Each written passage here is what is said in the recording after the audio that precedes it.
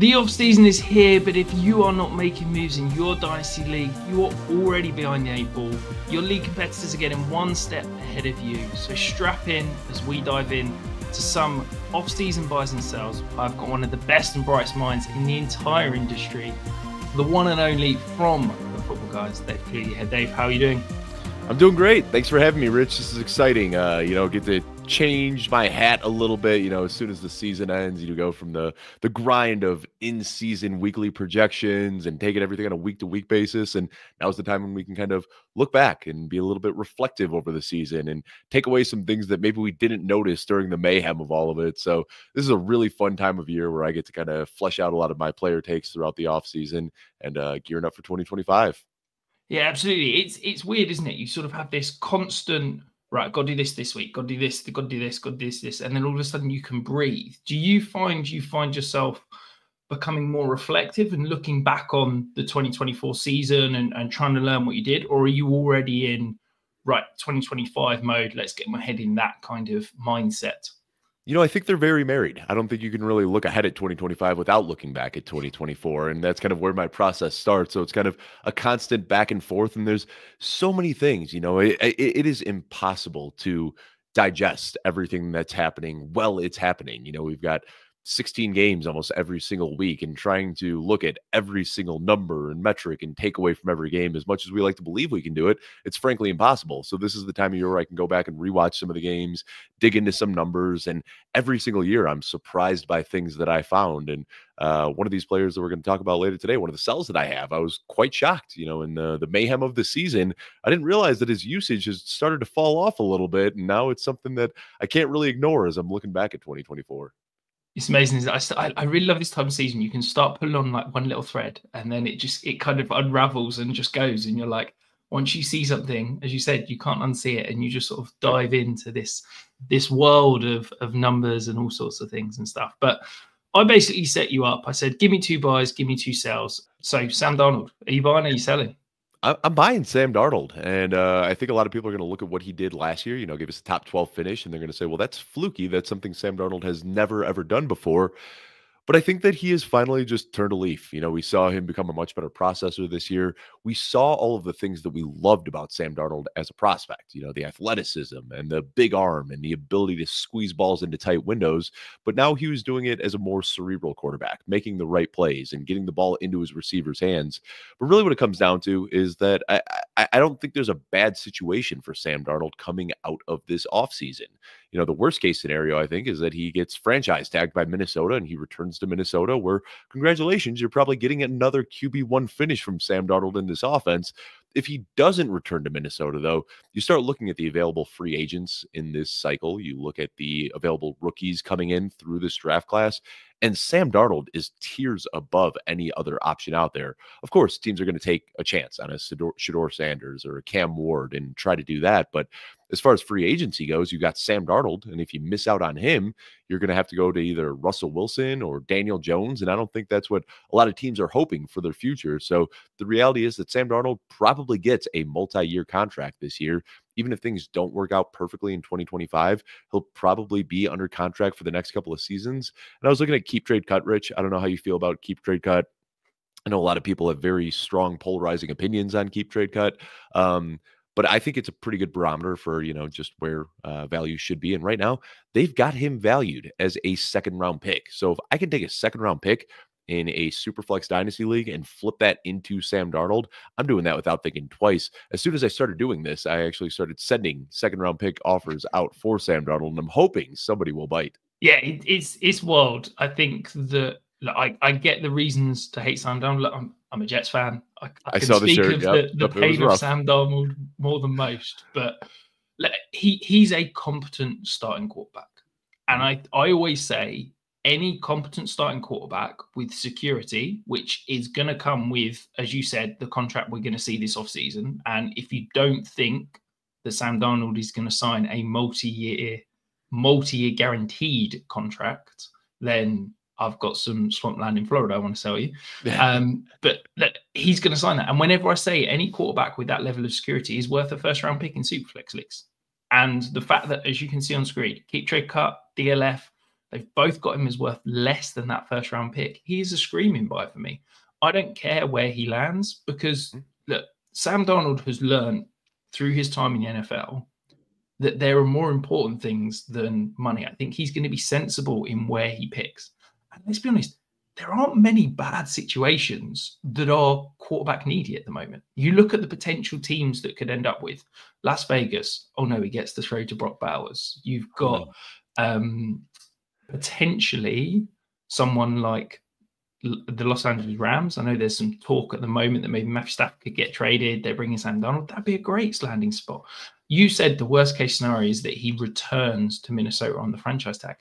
I'd be gobsmacked if they do that, just because having spent that first round pick on JJ McCarthy, I think maybe we see like some sort of tag and trade, but then it gets kind of messy. And I just don't think there's a bad landing spot out there for Sam Darnold. The only bad landing spots are places like New York or Cleveland, and they're not going out to sign a veteran quarterback. If they're bringing in a new quarterback, it's going to be in the draft. So, and I don't think Sam Darnold would choose to go there. So I think you're almost getting that discount because you've got the uncertainty, but the uncertainty is not bad. So I think it's a fantastic spot for you. In terms of, I guess, what you're looking to acquire, we said pick-wise, are you comfortable moving off of one of those slightly more aging quarterbacks? Let's say Matthew Stafford, Geno Smith, someone like that. Where would you throw Sam Darnold? If I was throwing those three names at you, would you take Sam Darnold over both of those guys? Yeah. You could throw Russ Wilson in there as well, a guy who started last year and gave some production. You know, he saw a little boom in his value. If I'm able to tier up from any of those guys, Matthew Stafford, I think Aaron Rodgers is probably far enough down the rankings that we're not even talking about him at this point. But Matthew Stafford, Geno Smith, Russ Wilson, if I'm able to just tack on, an injury away running back or a fourth round pick or something, that's all it takes to tier up to Sam Darnold. I'm more than happy to do that. But I think what I actually prefer to do even more would be trading back from Anthony Richardson, Dak Prescott, Tua Tagovailoa, one of those guys that I think the market thinks has a little bit more security in their roles. If I'm able to tier down from one of those guys and I can trade Dak Prescott or Tua Tagovailoa or Anthony Richardson, and in return I can get Sam Darnold plus additional draft capital, I think that's really the move. Yeah, absolutely. I mean, I've got my ranks up in front of me. I'd take Sam Darnold or Anthony Richardson straight up right now in a superflex. I don't blame you. I think that the security of in one QB, I'd definitely swing for the fence for Anthony Richardson, but in a superflex league, I'd rather the security that I think Sam Darnold's going to bring. I think I can get at least 3 years of fantasy production out of Sam Darnold. I don't know if I'm going to get 3 games out of Anthony Richardson. Let's be honest, I think it's a sensible move. So yeah, I love the first shout at Sam Darnold. I think wherever he lands is going to be a great shout. If you are finding this for the first time, though, we are ever so close to 3,500 subscribers. Hit that button below. Come and join the sanctuary. You will not regret it. We're going to move on to one of my picks now. Tank Bigsby. Okay. Now, I think at this time of year, one of the things that has kind of infiltrated dynasty circles over the last couple of years is don't buy running backs in the offseason. And I've been a huge proponent of that. I always say, always be selling running backs, get rid of them. The one exception to that is when I think there is a player that has potential to be a starting fantasy running back, a top 24 back, that you're getting for backup prices. And I think for me, that is Tank Bigsby right now. He had a stretch in the middle of the season where he took over this backfield. This became his backfield. The problem was that they then had a stretch of games where the Jags were massive underdogs against much better teams. They were passing the ball a lot. Travis Etienne got on the field. The end of the season was a bit of a, should we say, joke with Doug Peterson already kind of being told he was out the door, but not. And it was just a mess for the running back group. Now, I think heading into 2025, there is a greater than 50% chance Tank Bigsby is going to be the workhorse of this backfield. We have now got a new offensive coordinator in Liam Cohen, who, if you watch the kind of nuance of his run scheme last year, it was very good. I think the Jags are going to invest on the offensive line. I think they're going to be in more close games than they were last year, and therefore I think Tank Bigsby is going to be on the field. I think that is worth the cost, and we'll come on to the cost in a second. First of all, let's take cost away from it, Dave. Do you think my kind of theory analogy is far-fetched, or do you think that could potentially happen? No, I'm completely with you, and I'm a big Tank Bigsby fan. I was actually on Sirius XM on Sunday morning, and we were doing a redraft mock draft because, of course, why wouldn't we do that in February? That's what the people want to hear about. But Travis Etienne went in round 7, and then I took Tank Bigsby in round 8, and the alarming response was everybody saying, "Whoa, that's way too early for Tank Bigsby." And I said, "Well, everything you just said about why you like Travis Etienne is exactly why I like Tank Bigsby, because the Liam Cohen effect, as you Yeah. mentioned. And I just think that Tank Bigsby is the better player. I think that last year what we saw was that their roles were kind of defined. Travis Etienne was doing a little bit more in the passing game. Tank Bigsby was doing a little bit more in the running game. And we saw game scripts kind of indicating how the usage was going to shake out. But I think Liam Cohen is a smart guy. We saw this year that he had no issue just taking the reins away from Rachaad White and giving the ball to the better running back in Bucky Irving. And I think Tank Bigsby is just a better running back than Travis Etienne. So if Cohen is willing to do that in Jacksonville, or I'm sorry, in Tampa Bay, I think he'll be willing to do the same in Jacksonville. I haven't fleshed out my 2025 rankings completely yet, but I think I'm going to have Bigsby outright ahead of Etienne in my rankings. Yeah, I've got exactly that. I think that Etienne's potentially a sneaky trade candidate in terms of the Jags. There's no one left on the Jags that drafted him. No one is wedded to him. He's going into the final year of that contract. I don't think. Well, I can probably report now they're not picking up that 5th-year option. Yeah. Oh no, he is on the 5th-year option. I apologize. Sorry. He is. And I think what happens is a lot of people are going to say, well, he's got the first round draft capital. He was never a first round pick, and he shouldn't have been. That was a terrible reach from Urban Meyer when he was there running the team.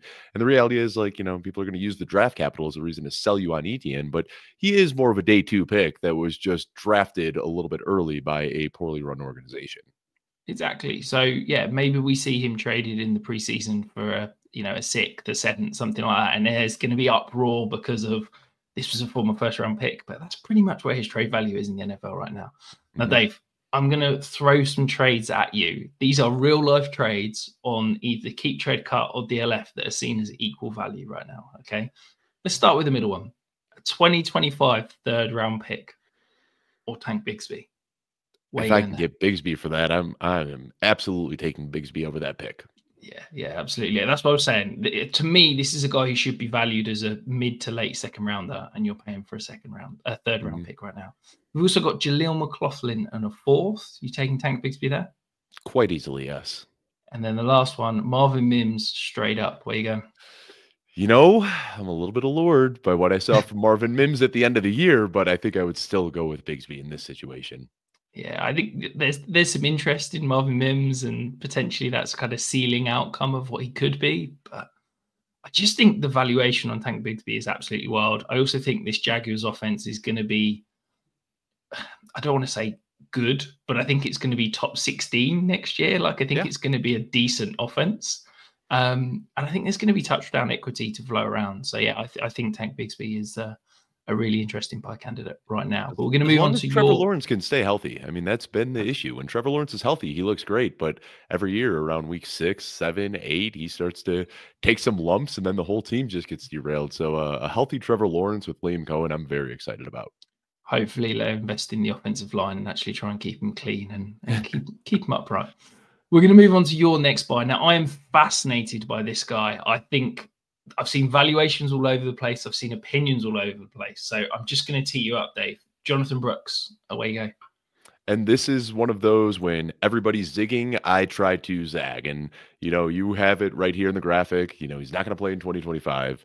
Chuba Hubbard just got a big extension. And I think that because of that, the perception around Jonathon Brooks is that everybody is saying sell, sell, sell, sell, sell. It's impossible to ignore the struggles that he had to get on the field in his rookie season and then instantly re-injured himself. There's nothing I could take away from his rookie season. Sure, I could talk about that one carry that he had for 6 yards where he broke 2 tackles. But the reality is I'm still banking on my prospect analysis where he was the clear-cut RB1 in this class despite coming off the ACL tear. And now I get it. There are reasons to have fears here. We've seen very good prospects get derailed by injuries. Javonte Williams, I think, is a perfect example that people screamed for years. By Javonte Williams, never really panned out to the player that he was pre-injury. And that's, of course, the risk with Jonathon Brooks. But right now, where he's being valued as a late second or an early third, I'm willing to go back to the well and buy more Jonathon Brooks this offseason.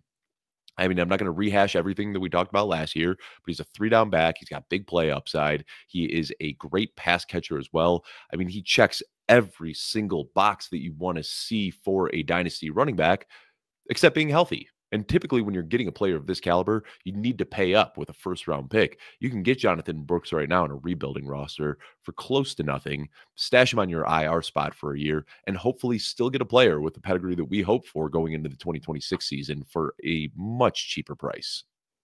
Yeah, absolutely. I think, to me, there's two things that you need to kind of take into consideration. The Chuba Hubbard extension. Now, yes, it was decent money. Yes, there was decent guarantees. But actually, if you dive and look at it, Chuba Hubbard can be cut and the Panthers can save money at the end of this 2025 season. Like, they save $2 million if they decide to move on from him after this year. So it's not a long-term commitment that potentially people think. It could be seen as literally a 1-year contract and they move on from him. That's not the kind of big commitment that to me scares me off someone like Jonathon Brooks. And the other thing is that, look, the draft pick you spent on Jonathon Brooks is gone. The draft value is gone. It's sunk cost. You need to stop thinking about that. How you need to look at this is 2026. If I'm looking at a late second-round pick, would I rather that or the guy who was the RB1 in 2024 draft class? And that's basically where you go. If you're sitting there with the 212 in 2026, would you take the player on the board or would you look at Jonathon Brooks? It's not looking like a particularly amazing 2026 draft class. A lot can change between now and then. I think it's going to be shallow. Look, I've got some ranks on the screen here. As you can see, DLF, keep trade cut. They're in unison, that late second. I'd pay a mid-second for Jonathon Brooks right now. It feels like there's huge reward with very little risk in his valuation right now. Is that kind of where you're sitting in terms of where you're seeing him? And that's it. And you talk about it, Tank Bigsby, one of the reasons I like him is because he's cheap. And if I'm buying any running backs at this time of the year, they better be cheap. I'm never the type of guy that's trading away first-round picks or moving, good players to bring on running backs. I want to get the guys that I can get for very cheap that have high upside. And that's what you're getting with Jonathon Brooks. Now, I think you could probably get him even cheaper once rookie drafts start to kick off, because you know how it is. Everybody falls in love with one prospect and somebody's going to be sitting there in the 3rd round and they're going to want to get up on the board so they can make a pick because they've got their 3rd round darling in mind. And I think that's when you can kind of capitalize and trade those 3rd round picks away in the middle of a draft and hopefully get Jonathon Brooks, because once people start attributing player names to draft picks, they get a little bit more valuable. So that's what I'm going to try to do this year is during my rookie draft, see how many of my 3rd round picks I'm able to cash in for Jonathon Brooks. Yeah, absolutely. And do you know what will make him even more appealing is if the Panthers spend a 7th round pick, or they sign one of these priority UDFAs, or they even go and sign a veteran running back in free agency for $2 million and nothing beyond this year, something like that, so that Jonathon Brooks falls even further into the back of people's minds. As soon as that happens, I'm sending out offers to everyone in front of my leagues, because I think that will drop his value even further. Before we move on to some sales, though, remember, if you haven't hit that subscribe button, we're just about to kick off rookie season. It is just around the corner. You'll want to make sure you're subscribed, because we're going to get you set up for all of those rookie drafts. The sale we're going to start with, though, Amon-Ra St. Brown, Dave. I'm a little bit nervous about this one, so feel free to try and convince me. Now, everything is value related, right? I'm not telling you to go out and sell Amon-Ra St. Brown because he's a terrible player and go, get rid of Amon-Ra St. Brown for a 2nd round pick. That's not what I'm saying at all. He's a very good player. All right. I want to get that out there first. And I think that when you're selling players, these are the players you want to sell, are players that have very, very high value, where you can get a return of multiple 1st round picks or other, young players with huge potential. And that's what I'm recommending here. Now, of course, we know he's a very good player. He finishes a top 3 wide receiver this year. But I think it went unnoticed by a lot of people that he saw a pretty big dip in his usage. He actually had the lowest target share since his rookie season.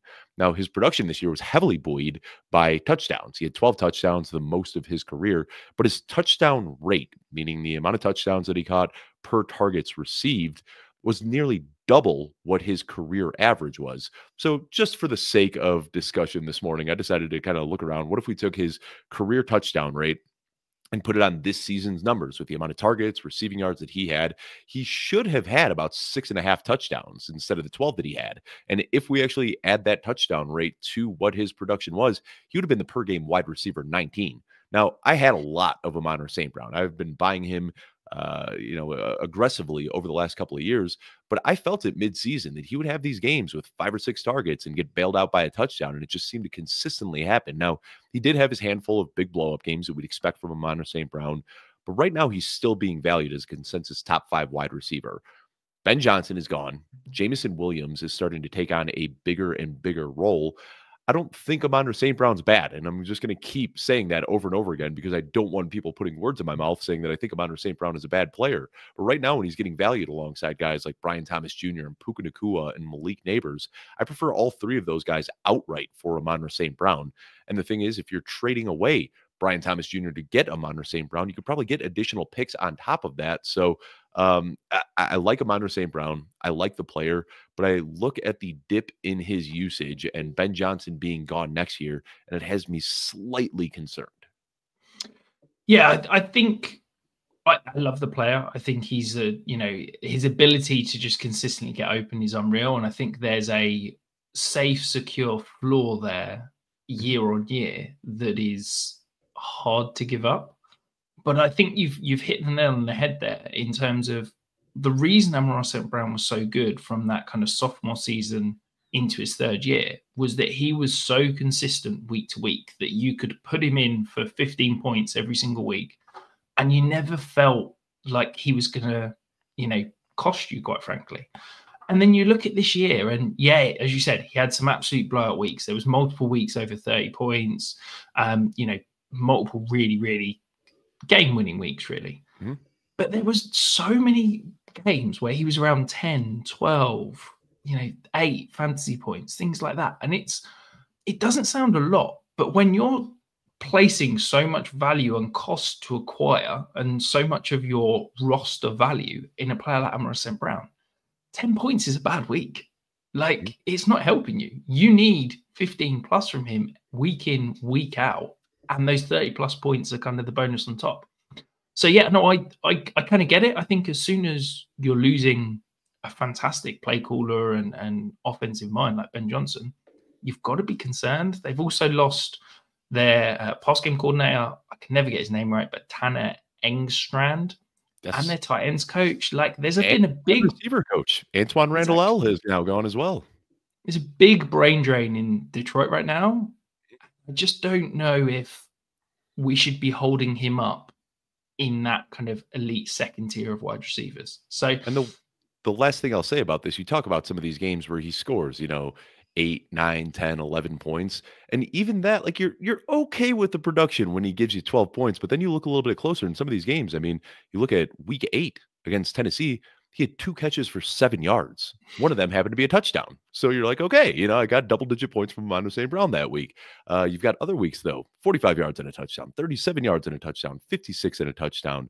I mean, those are not good weeks. That is not what you expect from a superstar wide receiver. The touchdown rate was great this year, and that helped him get another elite finish. I think people are going to see that elite finish, though, and not realize that his target share fell. I mean, he was 10th in target share this year. Drake London, Jamar Chase, Keenan Allen had more of a target share in Chicago than Amon-Ra St. Brown had in Detroit this year. That is concerning. And also, David Montgomery was injured for a large portion of it. You know that the Lions like using him in and around the goal line and potentially going to start straying away some of those touchdowns. But before we're going to talk through some real trades, I want to understand in terms of where you've got him in that second tier of wide receivers. So we're talking, obviously, Chase, Jefferson at the top. Some people still putting, Lamb in there. But if we're going Lamb, Nacua, Amon-Ra St. Brown, Nico, Malik Neighbors, that seems to be kind of the consensus second tier. Are you taking Amon-Ra St. Brown over any of those players? Nico Collins would be the only one that I prefer him ahead of. And I love Nico Collins, the player. I could have easily talked about him as a buy on today's show. I think he's very talented as well. But the reality is we've only seen about a year and a quarter of elite production from Nico Collins, where Amon-Ra St. Brown has a little bit more of sustained production there. But one name I don't believe, did you say Brian Thomas Jr.? Because I think a lot of people have Brian Thomas Jr. in the tier below. I would prefer Brian Thomas Jr. ahead of Amon-Ra St. Brown. Yeah, I've got him in the same tier. I didn't Yeah. mention him because consensus has got him in the tier below. But yeah, I'd agree with you. I'd take Brian Thomas over quite a few of those names. So let's move on to some of these real trades, though. As you can see, the 201 and the 101 in this year's class. Or Amon-Ra St. Brown, where are you going there?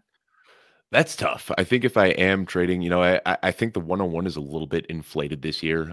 There isn't a, consensus QB1 of this class. And as much as I think Ashton Jinty is a very talented player, I do typically prefer wide receivers over running backs almost all the time. So in this situation, I'd prefer Amon-Ra St. Brown over the 101 and the 201, but that has much more to do with my take on the 101 than it does my take on Amon-Ra St. Brown. I just don't think this is the best year to be holding on to the 101.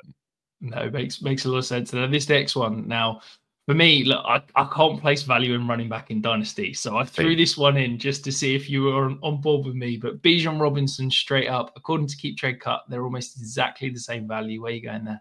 I would prefer Amon-Ra here, but this is just because we talked about it a little bit, alluded to it earlier in the show. I don't put a lot of value in running backs. I am A-okay winning my leagues on the backs of Chase Browns and those guys that I got for free in the offseason. I am never the type of guy that's going to pay up for Bijan Robinson at this time of year. No, absolutely. I think this is just showing when you're suggesting selling Amon-Ra St. Brown, it's not just go out and sell him. You've got to find the right deal. Now, the next one I'm throwing at you, Dave, I'm excited about this one. Lab McConkey, a 26 first and a 26 second. Tell me that that's teasing you. Now, that's exactly the type of deal that I would make. If I've got Amon-Ra St. Brown, that's what I'm looking for, where I'm able to tier down, still get a guy that has wide receiver one potential over the next few years, still getting a young receiver in return, and you're getting those additional assets with the first and second. That is exactly what I would be trying to do if I have Amon-Ra St. Brown, is trade him for McConkey and then 2 additional picks. Beautiful. I'm glad I found one that could tempt you at the end. But we're going to move on to my the running backs are always going to be much, much lower for me in Dynasty. Absolutely. We're going to move on to my sell now. And this is fast becoming a guy that I'm banging the drum for constantly. But Dalton Kincaid, I say this every single year, and nobody ever seems to want to listen to me. One of the most inflated values in all of Dynasty is young tight ends. They've got a 60% chance of reducing in value and not performing up to the season below. Yet every single year we lust after these young tight ends that have shown a little bit, but haven't become a reliable contributor. And we're projecting huge amounts of growth. And it just very, very rarely happens. Dalton Kincaid, as you can see, he's never cleared 10 points per game in his career. He was drafted and hyped up as this matchup weapon. But the problem is, the Bills talked a lot about this 11.5 personnel usage. It was rubbish because he's not a good enough blocker and big enough to get teams in base personnel.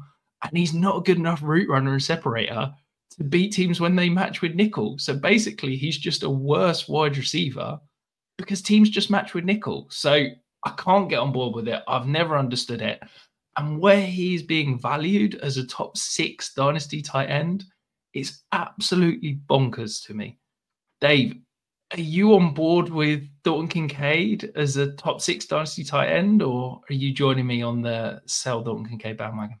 I do not think he is a top 6 Dynasty tight end. Now, he's an infuriating player because I like to chase usage in Dynasty. I want to see the guys that are drawing targets. We know that's a skill, and players who can draw targets are typically safe assets. And he did that. I mean, he saw an increase in usage from year 1 into year 2. I just don't think he's a good football player. And sometimes you really just need to boil it down to the basics. Sure, you can get enamored by the spreadsheets and the numbers and the usage and all this, but a guy who is consistently dropping balls and struggling to separate. I mean, you just watch him play. And there are some guys in some offenses that are kind of in this tweener role where they're too small to be a traditional tight end, too big to be a traditional wide receiver, and they find success in the NFL. Isaiah Likely, I think, is a perfect example of a guy who did that this year.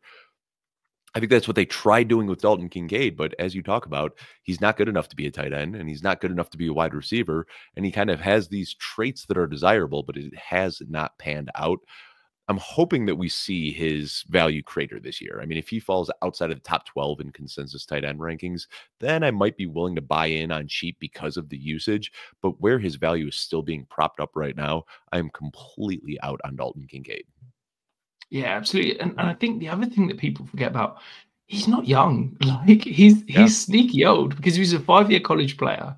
He Mhm. traveled around a bit in college, and he's older than Cole Pitts.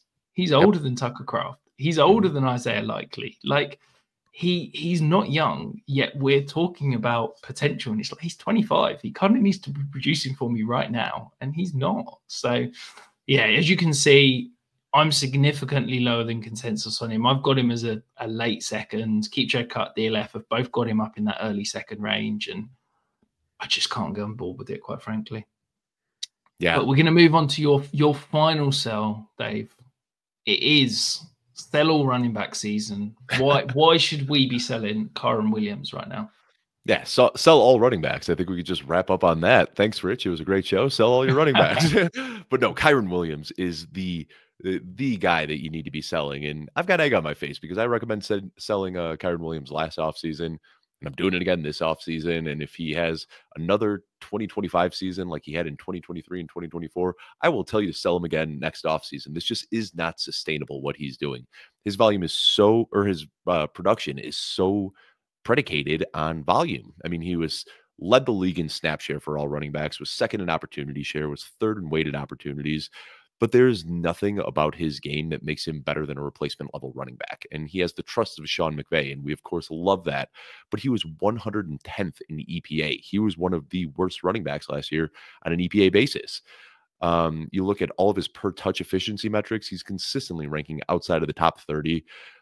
I get it. He picks up the hard yards, and he is a very good running back between the tackles, and he picks up that extra half yards when a lot of other running backs aren't willing to. But to me, I can't help but think about the situation that we just saw kind of transpire in Seattle, where Zach Charbonnet was drafted as a rookie, and everybody immediately said he's coming for Kenneth Walker's job. And that didn't happen in his rookie year. But then in year 2, we did see Kenneth Walker start to cede some touches to Zach Charbonnet, who looked like a much better running back. Now, last offseason, there was much ado made about Blake Corum coming in and taking Kyren Williams' job, and we didn't see that happen either. But now going into year 2, that's when we do see a lot of running backs start to grow their role a little bit. So I'm not coming here saying that Blake Corum is assuredly going to steal the job from Kyren Williams this year, but he could start to take a bigger piece of the pie. Really, what it comes down to is that Kyren Williams is, by all definitions, a dead zone running back. He is a guy who doesn't do anything extraordinarily well. His volume is what causes him to have good fantasy production. And for me, that is just a ticking time bomb in fantasy, because if that production isn't there next year, if the volume starts to wane a little bit, he's not a guy who can bounce back with another team and regain his RB1 value. If he loses it in Los Angeles, that's pretty much the end of the road for Kyren Williams, and it's only a matter of time before that happens. Yeah, and I think, on the Blake Corum point, we've also seen it with 2 other backs that we talked about in terms of Tanks Bigsby had one of the worst rookie years we've ever seen, came back and looked like the better running back in year 2. Chuba Hubbard was exactly the same. Like, it's not unusual for rookie running backs to struggle and then eat into and earn more load in that kind of second year. My one hesitation to selling Kyren Williams right now is that there is talk about a potential extension in Los Angeles. And I think that if that were to happen, and I think if it's going to happen, it's going to happen before March, I think that would see a spike in value. People would probably say, oh, he's locked up. That's him secure for another 3 years. That would be the point at which I'd sell, because I can almost guarantee whatever contract he's going to sign, it's probably not going to be much guaranteed money after year 1, maybe a little bit into year 2, but there's definitely going to be none beyond that. And I think we see it every year. Anytime any running back signs a contract, their value spikes because people think there's security and there's not. And that's the point at which I'd sell. But I do like and it. how much more could his value go up? I mean, right now, Keep Trade Cut has him valued around a mid-first, I believe. I mean, if I can get a mid-first for Kyren Williams, I'm not thinking twice about taking that offer. No, exactly that. Well, I'm gonna throw some offers at you now. Keep Trade Cut, I've got him worth the 105 in the current draft class. Where you going there? Yeah, I would prefer the 105 over Kyren Williams. Yeah, and then the last 2, I feel like I already know your answer here, Dave. Devonta Smith or George Pickens in the second over Kyren Williams. I presume you're taking both receivers. I would, and I'm a little bit lower on Devonta Smith and George Pickens than the consensus, but I would still prefer, like, anytime I can flip a young, productive running back for a wide receiver, I'm almost always trying to take that deal. Yeah, no, I think it makes complete sense. I think, as we said at the top, this is always be selling running back season. Anytime a running back is approaching that second contract and I feel like they're potentially at peak value, I'm happy to go and sell. I'd happily, if you're worried about giving up that volume of production, if you're a win now team, go and acquire James Conner or something like that, plus a pick on top, because you're keeping that similar production for 2025, plus you're getting an asset on top. So those are the kind of moves that I try to make time and time again at this time of year. And I think any high-priced running back, you need to be looking and doing due diligence on what they're worth in the open market.